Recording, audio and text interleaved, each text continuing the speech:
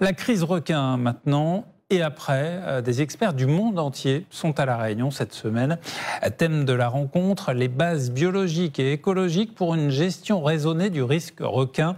Un vaste enjeu, apprendre des autres pays, apprendre aussi de nos propres expériences. Comment sortir de l'arrêté d'interdiction des activités nautiques? On voit les pistes avec Inès Vic.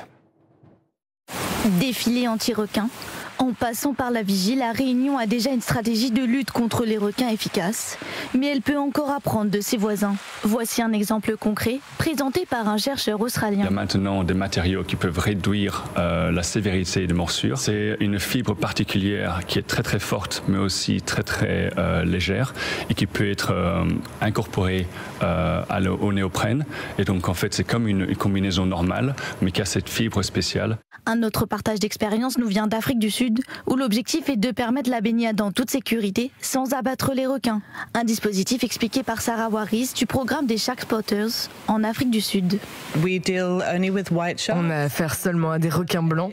Nous avons un système avec des observateurs entraînés qui sont placés sur une montagne à côté de la plage. Ils ont une bonne vue sur l'eau. Comme les requins blancs nagent à la surface, c'est facile de les repérer. À La Réunion, le requin bulldog nage en profondeur, difficile de le repérer. Pour faire face, le programme de pêche de prévention est mis en place. Entre 2018 et 2024, 540 squales sont tués, mais seulement 60 étaient des requins bulldog. Le reste étaient des requins tigres. Un dispositif qui présente des limites, comme nous l'explique Maya Césari, conseillère régionale. Nous savons que les requins tigres ne sont pas majoritairement à l'origine des attaques de requins. Et ce que nous allons expérimenter, grâce à l'apport d'experts internationaux, c'est le marquage des requins tigres de moins de 2,40 m pour les relâcher au large de la Réunion et les suivre pour voir s'ils ont réellement un impact ou non sur le risque pour les populations.